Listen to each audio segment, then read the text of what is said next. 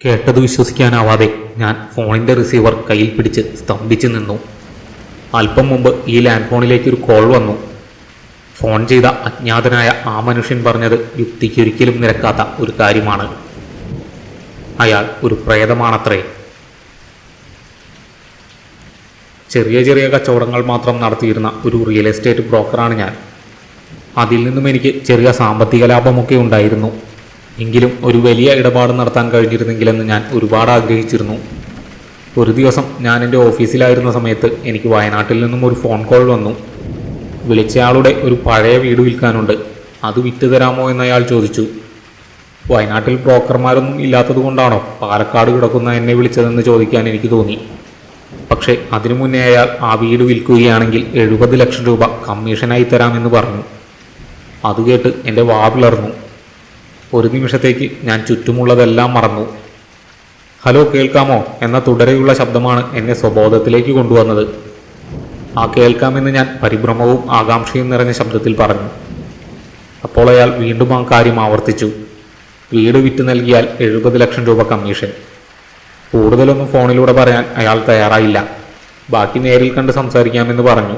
എന്നിട്ട് എനിക്കൊരു ഹോട്ടലിൻ്റെ അഡ്രസ്സും തന്നു. ഉച്ചയ്ക്ക് മുന്നേ ഞാൻ കാറിൽ വയനാട്ടിലേക്ക് തിരിച്ചു. ഡ്രൈവ് ചെയ്യുന്ന സമയം മുഴുവൻ എൻ്റെ മനസ്സിൽ ഒരൊറ്റ ചിന്ത മാത്രമായിരുന്നു. അയാളെന്തിനാണ് ഇത്രയും ദൂരെയുള്ള എൻ്റെ നമ്പർ തപ്പിയെടുത്ത് വിളിച്ചത്? അതിനുള്ള ഉത്തരം അവിടെ എത്തി അയാളെ കണ്ടയുടനെ കിട്ടി. വീട്ടിൽ പ്രേതബാധയുണ്ട്. ജോൺ, അതായിരുന്നു അയാളുടെ പേര്. ഞാൻ അയാളെ ജോൺ സാർ എന്ന് വിളിച്ചു. ഹോട്ടലിൽ നിന്നും അയാൾ എന്നെ വിൽക്കേണ്ട വീട് കാണിക്കാൻ കൊണ്ടുപോയി. അതിനെ വീടെന്ന് വിശേഷിപ്പിക്കാൻ പറ്റില്ല. ഒരു വലിയ മാളികയെന്നോ ചെറിയൊരു കൊട്ടാരമെന്നോ പറയുന്നതാവും ശരി. വർഷങ്ങളായി ആൾതാമസമില്ലെങ്കിലും അത് നല്ല വൃത്തിയായി പരിപാലിച്ചിരുന്നു. ജോൺ സാർ എന്നെ വീടിൻ്റെ ഉള്ളിലേക്ക് ക്ഷണിച്ചു. ആഡംബരം തുളുമ്പി നിൽക്കുന്ന ക്ലാസിക് ശൈലിയിലുള്ള ഒരു നിർമ്മിതി.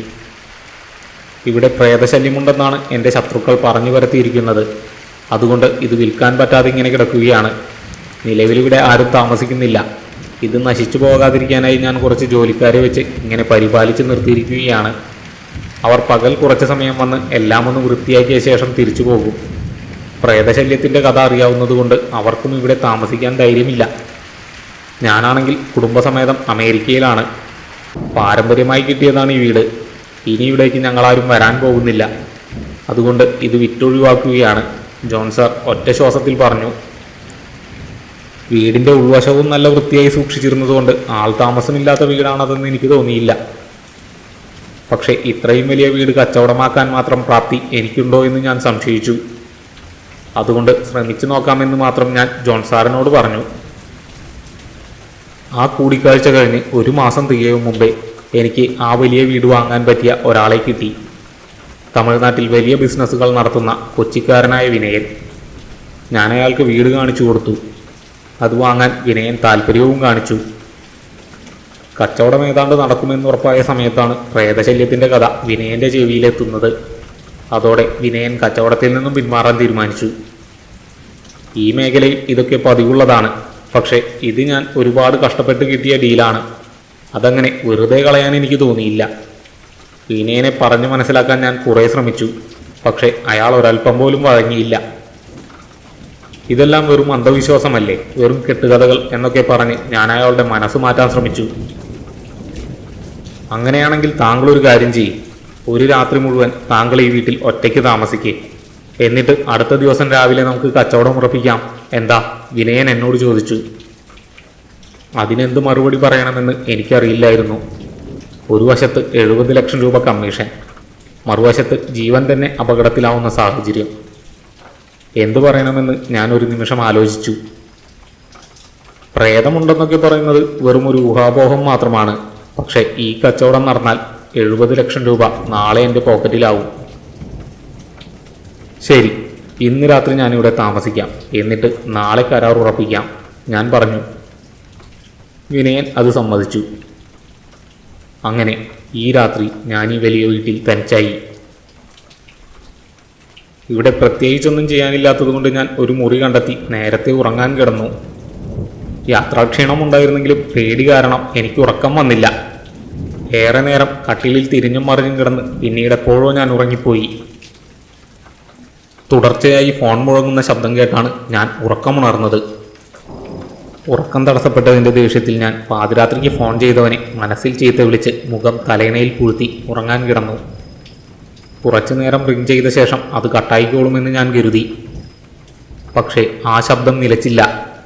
ഓരോ നിമിഷം കഴിയുന്തോറും അത് കൂടിക്കൂടി വന്നു. ഒടുവിൽ അത് അസഹ്യമായപ്പോൾ ഞാൻ കട്ടിലിൽ നിന്നും എഴുന്നേറ്റ് ശബ്ദം കേൾക്കുന്ന ഭാഗത്തേക്ക് നടന്നു. നീണ്ട ഇടനാഴി പിന്നിട്ട് ഞാൻ വിശാലമായൊരു ഹാളിലെത്തി. അവിടെ ഇരുൾ മൂടിയിരുന്ന ഒരു ഫോണിൽ നന്നേ പഴക്കം ചെന്ന ഒരു ലാൻഡ് ഫോൺ ഇരിക്കുന്നു. ഞാൻ വേഗം ചെന്ന് റിസീവർ എടുത്ത് ചെവിയോട് ചേർത്തു. ഹലോ, ഞാൻ പറയുന്നത് കേൾക്കാമോ? ഏതോ ഗുഹയ്ക്കുള്ളിൽ നിന്നും എന്ന പോലെ ഒരു മനുഷ്യൻ്റെ ശബ്ദം അതിലൂടെ മുഴങ്ങി. ആ, കേൾക്കാം. നിങ്ങളാരാണ്? ഉറക്കത്തിന് ഭംഗം വരുത്തിയതിൻ്റെ ദേഷ്യത്തിൽ ഞാൻ ചോദിച്ചു. എൻ്റെ പേരെനിക്ക് ഓർമ്മയില്ല. അല്ല, ഇനി അത് ഓർത്തിട്ട് കാര്യവുമില്ല. എന്നെ ആ പേര് വിളിക്കാൻ എൻ്റെ ആരും ഈ ലോകത്ത് ഉണ്ടാവാനിടയില്ല. ആ മനുഷ്യൻ ചെറിയ നിരാശ കലർന്ന ശബ്ദത്തിൽ പറഞ്ഞു. ഞാൻ മറുപടിയൊന്നും പറഞ്ഞില്ല.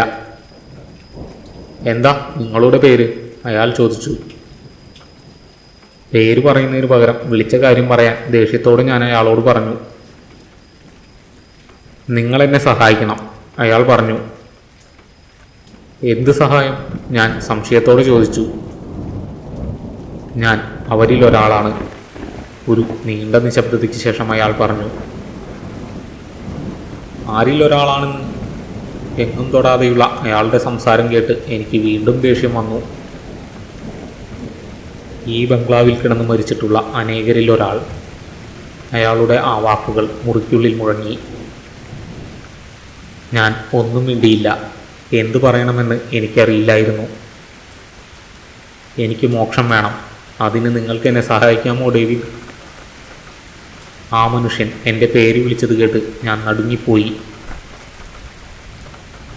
ഇനി വിനയൻ ഈ കച്ചവടത്തിൽ നിന്നും ഒഴിയാൻ വേണ്ടി നടത്തുന്ന ഒരു നാടകമായിരിക്കുമോ ഇത്? ഒരു നിമിഷം എൻ്റെ മനസ്സിലൂടെ എല്ലാ സാധ്യതകളും കടന്നുപോയി. ഞാൻ മറുപടി പറയാതെ ഫോൺ തിരികെ വെച്ചു. ഒരു നിമിഷത്തിന് ശേഷം വീണ്ടും ഫോൺ ശബ്ദിച്ചു. പക്ഷേ ഇത്തവണ ഫോൺ ഹാളിൻ്റെ മറ്റൊരു കോണിലായിരുന്നു. ഞാൻ അമ്പരന്നുകൊണ്ട് എൻ്റെ തൊട്ടടുത്തുള്ള മേശയിലേക്ക് നോക്കി. അവിടെ ഫോൺ പോയിട്ട് മേശ പോലും ഉണ്ടായിരുന്നില്ല. അതോടെ ഈ വീട്ടിൽ പ്രേതശല്യമുണ്ടെന്നത് വെറുമൊരു കെട്ടുകഥയല്ല എന്നെനിക്ക് മനസ്സിലായി. ഫോൺ റിങ് ചെയ്യുന്നതിൻ്റെ ശബ്ദം അസഹ്യമായപ്പോൾ ഞാൻ അതിനടുത്തേക്ക് ചെന്ന് വീണ്ടും റിസീവർ കയ്യിലെടുത്തു. മുന്നിൽ കാണുന്ന ഇടനാഴിയിലൂടെ നേരെ നടക്കുക, അതൊരാജ്ഞയായിരുന്നു. ഇല്ലെങ്കിൽ? ഒരു നിമിഷത്തെ മൗനത്തിന് ശേഷം ഞാൻ ചോദിച്ചു. തൊട്ടടുത്ത നിമിഷം എന്നെ തൊട്ടില്ല എന്ന മട്ടിൽ ഒരു വലിയ അലമാര മറിഞ്ഞു വീണു. ഒരൽപ്പം മാറിയിരുന്നെങ്കിൽ അത് വീഴുന്നത് എൻ്റെ ദേഹത്തായിരുന്നേനെ. ഞാൻ അടുങ്ങി വിറച്ച് അനങ്ങാനാവാതെ റിസീവറും കയ്യിൽ പിടിച്ചു നിന്നു. നടക്കാൻ! ഫോണിൽ നിന്നും വീണ്ടും ആ ശബ്ദം മുഴങ്ങി. ഇത്തവണ അതിനെ എതിർക്കാൻ എനിക്ക് ധൈര്യമുണ്ടായില്ല. ഞാൻ മെല്ലെ മുന്നോട്ട് നടന്നു. കുറച്ച് നടന്നു കഴിഞ്ഞപ്പോൾ ഞാനൊരു വലിയ വാതിലിൻ്റെ മുന്നിലെത്തി. അത് തുറക്ക്, ഫോണിലെ ശബ്ദം പറഞ്ഞു. ഞാൻ അതിൻ്റെ പിടി തിരിച്ച് വാതിൽ തുറന്നു. മുറിക്കുള്ളിൽ കനത്ത ഇരുട്ട് തളം കെട്ടി നിന്നിരുന്നു. ഉള്ളിലേക്ക് കടക്ക്, വീണ്ടും ആ ശബ്ദം പറഞ്ഞു. ഞാൻ വെറുതെ ഒന്ന് തിരിഞ്ഞു നോക്കി. ദൂരെ ഒരറ്റത്ത് ഒരു മേശപ്പുറത്ത് ഫോണിൻ്റെ ഡയലർ ഇരിക്കുന്നു. അതിൽ നിന്നും ഒരു കേബിൾ നീണ്ടുവന്ന് എൻ്റെ കയ്യിലിരിക്കുന്ന റിസീവറുമായി അതിനെ ബന്ധിപ്പിച്ചിരിക്കുന്നു. ഞാൻ തിരിഞ്ഞ് ആ മുറിക്കകത്തേക്ക് കയറി. ഉടനെ എൻ്റെ പുറകിൽ വാതിൽ വലിയ ശബ്ദത്തോടെ അടഞ്ഞു. അതിൻ്റെ ശക്തിയിൽ ഞാൻ കുലുങ്ങിപ്പോയി. മുറിക്കുള്ളിൽ എന്തു ചെയ്യണമെന്ന് എനിക്കറിയില്ലായിരുന്നു. 5 ചുവട് മുന്നോട്ട് വെച്ച ശേഷം വലത്തോട്ട് തിരിഞ്ഞ് 10 ചുവട് നടക്കാൻ ഫോണിലൂടെ നിർദ്ദേശം വന്നു. ഞാൻ അതുപോലെ തന്നെ ചെയ്തു. അതിനുശേഷം കുനിഞ്ഞ് തറയിൽ വെച്ചിരിക്കുന്ന കാർപ്പറ്റ് മാറ്റാൻ അതെന്നോട് പറഞ്ഞു. ഞാൻ ഒരു വിധത്തിൽ കാർപ്പറ്റിൻ്റെ അഗ്രം കണ്ടെത്തി അതവിടെ നിന്നും മാറ്റി. തറയിൽ പരതിയാൽ നിലത്തൊരു കൊളുത്ത് കാണാമെന്നും അതിൽ പിടിച്ചു വലിക്കാനും ആ ശബ്ദം എന്നോട് ആവശ്യപ്പെട്ടു. ഞാൻ കൊളുത്ത് കണ്ടെത്തി അതിൽ പിടിച്ചു വലിച്ചു. അതൊരു നിലവറയ്ക്കുള്ളിലേക്കുള്ള വാതിലായിരുന്നു. അതിലൂടെ താഴേക്കിറങ്ങാൻ ആ ശബ്ദം പറഞ്ഞു. ഞാൻ ആയാസപ്പെട്ടുകൊണ്ട് അതിലൂടെ താഴേക്കിറങ്ങി. താഴെ കഷ്ടിച്ച് ഒരാൾക്ക് നിൽക്കാൻ മാത്രം വീതിയുള്ള ഒരിടനാഴിയായിരുന്നു. ഞാൻ അതിലൂടെ മുന്നോട്ട് നടന്നു. കുറച്ചു കഴിഞ്ഞപ്പോൾ ഇടനാഴി പലതായി പിരിഞ്ഞു. അതിൽ ഓരോരോ വഴികളിലൂടെ തിരിയാൻ എനിക്ക് ഫോണിലൂടെ നിർദ്ദേശം വന്നുകൊണ്ടിരുന്നു. കുറച്ചു കഴിഞ്ഞ് ഒരിടനാഴിയിലൂടെ അല്പം മുന്നോട്ട് നടന്നു കഴിഞ്ഞപ്പോൾ ദൂരെ ഒരറ്റത്ത് മനുഷ്യരൂപത്തിൻ്റെ ആകൃതിയിൽ പുക പോലെ എന്തോ ഒന്ന് തങ്ങി നിൽക്കുന്നത് ഞാൻ കണ്ടു. ആ രൂപം ഫോൺ പോലെ തോന്നിക്കുന്ന എന്തോ ഒന്ന് കയ്യിൽ പിടിച്ചിരുന്നു. എന്നോട് മുന്നോട്ട് നടക്കാൻ ഫോണിലെ ശബ്ദം ആവശ്യപ്പെട്ടു. ഞാൻ വിറച്ച് വിറച്ച് ചുവടുകൾ വെച്ചു. ഏതാണ്ട് ആ രൂപത്തിനടുത്തെത്താറായതും ആ രൂപം വായുവിൽ ഉയർന്നു പൊങ്ങി അതിവേഗത്തിൽ എൻ്റെ നേരെ പാഞ്ഞു വന്ന് അതിൻ്റെ കയ്യിൽ പിടിച്ചിരുന്ന ഫോണിൻ്റെ കേബിൾ എൻ്റെ കഴുത്തിൽ ചുറ്റിമുറുക്കി. ഞാൻ ആ രൂപത്തിനെ തള്ളി മാറ്റാൻ ശ്രമിച്ചെങ്കിലും എനിക്കതിനെ സ്പർശിക്കാൻ കഴിഞ്ഞില്ല. കേബിൾ എൻ്റെ കഴുത്തിൽ ശക്തിയായി മുറുകി. എനിക്ക് ശ്വാസമെടുക്കാൻ പറ്റാതായി. കണ്ണുകളിൽ ഇരുട്ട് കയറി. ഞാൻ നിലത്ത് കുഴഞ്ഞു വീണു. അല്പം കഴിഞ്ഞ് ഞാൻ കണ്ണു തുറന്നപ്പോൾ ആ രൂപം അവിടെ എങ്ങും ഉണ്ടായിരുന്നില്ല. ഞാൻ എഴുന്നേറ്റ് നിന്ന് ഇടനാഴിയുടെ ഇരുവശത്തേക്കും നോക്കി. അപ്പോൾ മുകളിലെവിടെയോ ചില്ലുടയുന്ന ശബ്ദം ഞാൻ കേട്ടു. നിലവറയിൽ നിന്നും എങ്ങനെ പുറത്തു കടക്കുമെന്ന് എനിക്കറിയില്ലായിരുന്നു. എൻ്റെ കയ്യിലുണ്ടായിരുന്ന റിസീവറും ഇപ്പോൾ കാണാനില്ല. രാത്രി മുഴുവൻ പുറത്തേക്ക് പോകാനുള്ള വഴി കണ്ടെത്താനാവാതെ ഞാൻ ഇടനാഴിയിലൂടെ അങ്ങുമിങ്ങും നടന്നുകൊണ്ടിരുന്നു. എങ്ങനെയെങ്കിലും ഒന്ന് നേരം വെളുത്തിരുന്നെങ്കിലെന്ന് ഞാൻ ആഗ്രഹിച്ചു.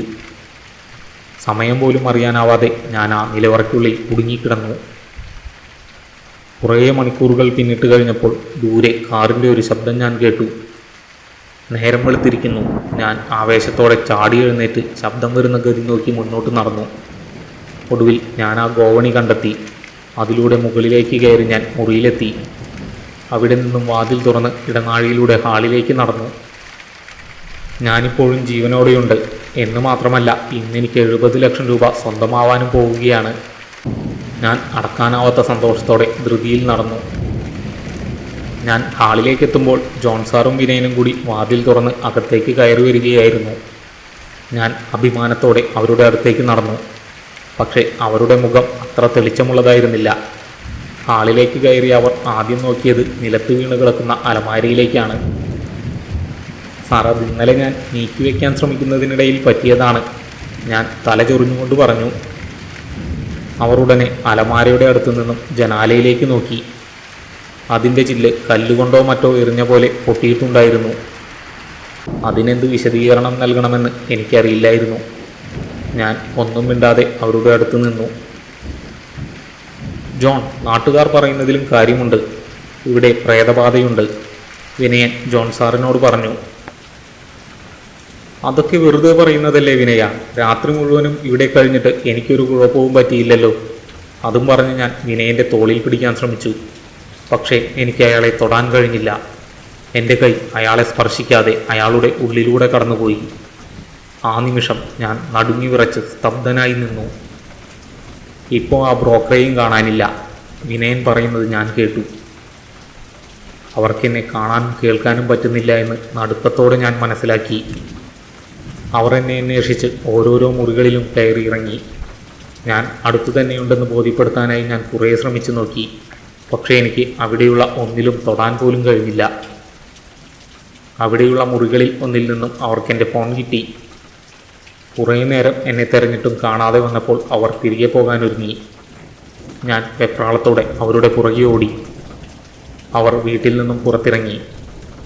ഞാൻ അവരോടൊപ്പം പോകാൻ വേണ്ടി വാതിൽ ലക്ഷ്യമാക്കി ഓടി. പക്ഷേ തുറന്നു കിടന്നിരുന്ന വാതിലിൻ്റെ അടുത്തെത്തിയ ഞാൻ എന്തിലോ ശക്തിയായി ചെന്നിടിച്ച് പുറകോട്ട് മറിഞ്ഞു വീണു. തപ്പിത്തടഞ്ഞെഴുന്നേറ്റ് നിന്ന് ഞാൻ മുന്നോട്ട് നോക്കി. മുന്നിലുണ്ടായിരുന്ന വാതിൽ കാണാനില്ല. ഞാൻ ചുറ്റിലും നോക്കി. തലേന്ന് രാത്രി ഞാൻ അകപ്പെട്ട അതേ നിലവറയ്ക്കുള്ളിൽ ഞാൻ വീണ്ടും എത്തിയിരിക്കുന്നു. ദൂരെ എങ്ങോ ഒരു കാർ സ്റ്റാർട്ടാവുന്ന ശബ്ദം കേട്ടു. ഞാൻ ആ ശബ്ദം കേട്ട ഭാഗം ലക്ഷ്യമാക്കി ഓടി. പക്ഷേ എനിക്ക് മുകളിലേക്കുള്ള വഴി കണ്ടെത്താൻ കഴിയുന്നതിന് മുന്നേ ആ ശബ്ദം മറഞ്ഞു. ഞാൻ നിലവറയ്ക്കുള്ളിൽ അകപ്പെട്ടു. മുകളിലേക്കുള്ള ഗോവണി അന്വേഷിച്ച് ഞാൻ ഇടനാഴിയിലൂടെ അങ്ങുമിങ്ങും ഓടിക്കൊണ്ടിരുന്നു.